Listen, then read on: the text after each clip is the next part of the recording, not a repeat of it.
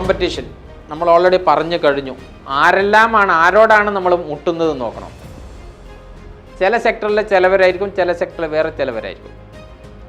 അവരുമായിട്ട് നമ്മൾ മുട്ടുമ്പോൾ നമ്മൾ ഈ ഫാബിംഗ് മെത്തേഡ് തന്നെ ഉപയോഗിക്കണം. നമ്മുടെ അഡ്വാൻറ്റേജ് എന്താണ് ഓവർ ദി അതർ പ്രൊഡക്ട്സ്, അത് മാത്രമേ പറയുള്ളൂ. നമ്മൾ ഒരു കാരണവശാലും കോമ്പറ്റീറ്റർ മെൻഷൻ ചെയ്യുകയോ അവരുടെ പ്രൊഡക്റ്റിനെ ഡീഗ്രേഡ് ചെയ്യുകയോ ചെയ്യില്ല. നമ്മുടെ പ്രൊഡക്റ്റിൻ്റെ ബെനിഫിറ്റ് ഹൈലൈറ്റ് ചെയ്ത് കാണിച്ചു കൊടുക്കും. അതാണ് നോ യുവർ കോമ്പറ്റീഷൻ. അവരുടെ പ്രൈസിനെ പറ്റി അറിയണം.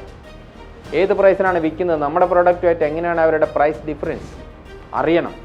അത് പ്രസൻറ്റ് ചെയ്യാൻ പറ്റണം. വീണ്ടും ഒന്നും കൂടി പറയുന്നു, ഞാൻ ഇവിടുന്ന് രാവിലെ മുതല എത്ര മണിക്കൂർ, 3 മണിക്കൂർ 4 മണിക്കൂറല്ലേ ഞാൻ ഇവിടെ നിൽക്കുന്നു, 2.25 മണിക്കൂറായി. സെയിൽസിലുള്ളവർക്ക് നിർബന്ധമായിട്ടും വേണ്ടതാണ് പ്രസൻറ്റേഷൻ സ്കിൽ. ഫാബിംഗ് മെത്തേഡ് കൃത്യമായിട്ട്. ചില പ്രോഡക്റ്റുകൾ വിൽക്കുന്നത് ഒരു വർഷത്തിൽ ഒരു പ്രോഡക്റ്റ് വിറ്റാൽ മതി. നമ്മുടെ ഫ്ലൈറ്റ് ഇതില്ല, എയർ ഇന്ത്യ എക്സ്പ്രസ്സിനോ അല്ലെങ്കിൽ ഇപ്പോൾ ടാറ്റ ഇറക്കിയിരിക്കുന്ന ഏതാണ്, ടാറ്റ 250-ലധികം ഫ്ലൈറ്റുകളൊക്കെ ഓർഡർ ചെയ്തിട്ടുണ്ട്. 2 കമ്പനികൾക്കാണ്, ബോയിങ്ങിനും എയർബസിനും. ആർക്കോ ഒരാൾക്ക്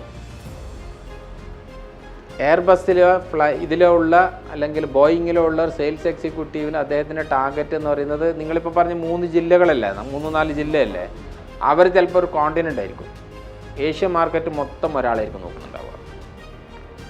അവരോട് പറയും അവരുടെ ടാർഗറ്റ് ഇത്രയാണ്. അവർക്ക് ചിലപ്പോൾ പോയിട്ട് പ്രസൻറ്റ് ചെയ്യേണ്ടി വരിക. ഇപ്പം എയർ ഇന്ത്യ എക്സ്പ്രസ്സിനാണെങ്കിൽ എയർ ഇന്ത്യ ഡയറക്റ്റ് ബോർഡിലുള്ള ആളുകളുടെ മുമ്പിൽ പോയിട്ട് ഈ സെയിൽസ് എക്സിക്യൂട്ടീവ് ഇവിടെ നിന്നുകൊണ്ട് പ്രസൻറ്റേഷൻ നടത്തണം. ബോയിങ്ങിനെ പറ്റിയിട്ട് അല്ലെങ്കിൽ എയർബസിനെ പറ്റിയിട്ട് പ്രസൻറ്റേഷൻ നടത്തുമ്പോൾ ഈ രൂപത്തിലാണ് പറഞ്ഞു കൊടുക്കുക. ഹൈലൈറ്റ് ചെയ്യുന്നത് എങ്ങനെയാണ്, ഫീച്ചർ അഡ്വാൻറ്റേജ് ബെനിഫിറ്റ് മെത്തേഡിലൂടെയാണ് പറഞ്ഞു കൊടുക്കുക. ഇന്ന ഫീച്ചർ ഉണ്ട്, ഇന്ന അഡ്വാൻറ്റേജിന് ഇതിൻ്റെ ബെനിഫിറ്റ് ഉണ്ട്, ഇങ്ങനെ പറഞ്ഞു കൊടുക്കും. ആ കൂട്ടത്തിൽ ആളുകൾ തുരുതുരാ ചോദ്യങ്ങൾ ചോദിക്കും. അതിനെല്ലാം ഉത്തരം പറഞ്ഞു കൊടുക്കാൻ പറ്റണം. അപ്പോൾ നല്ലൊരു സെയിൽസ് പേഴ്സൺ എന്ന് പറയുന്നത് ഏറ്റവും നല്ല ഡെമോൺസ്ട്രേറ്റർ ആയി. എത്ര നല്ല അളവിലാണോ നിങ്ങൾ ഡെമോൺസ്ട്രേഷൻ നടത്തുന്നത് അതിനനുസരിച്ചാണ് നിങ്ങളുടെ പ്രൊഡക്റ്റ് വിൽക്കപ്പെടുക. ക്ലിയർ? അതിൻ്റെ അർത്ഥം ഇതേ രൂപത്തിലാവണമെന്നല്ല. നമ്മൾ നേരത്തെ പറഞ്ഞ ആൾക്കനുസരിച്ച് നമ്മൾക്ക് വ്യത്യാസപ്പെടാൻ പറ്റണം. ചിലപ്പോഴേ ഇത് കീ പേഴ്സൺ എന്ന് പറയുന്നത് ഒരിക്കലും ഇത്രത്തോളമൊന്നും അറിവില്ലാത്ത ആളായിരിക്കാം. പക്ഷെ അദ്ദേഹത്തെ കൺവിൻസ് ചെയ്യാൻ പറ്റുന്ന നമ്മുടെ കയ്യിലുള്ള മരുന്ന് ഏതാണോ അത് കൃത്യമായിട്ട് ഉപയോഗിക്കാൻ പറ്റണം. അതേതാണെന്ന് തിരിച്ചറിയണം. അതിനനുസരിച്ച് ഉപയോഗിക്കാനും നമുക്ക് പറ്റണം. നല്ല ഡെമോൺസ്ട്രേറ്റർ ആയിരിക്കണം, നല്ല പ്രസൻറ്റർ ആയിരിക്കണം. നമ്മുടെ കോമ്പറ്റീഷനെ പറ്റിയിട്ട് നമുക്ക് നല്ല അറിവുണ്ടായിരിക്കണം.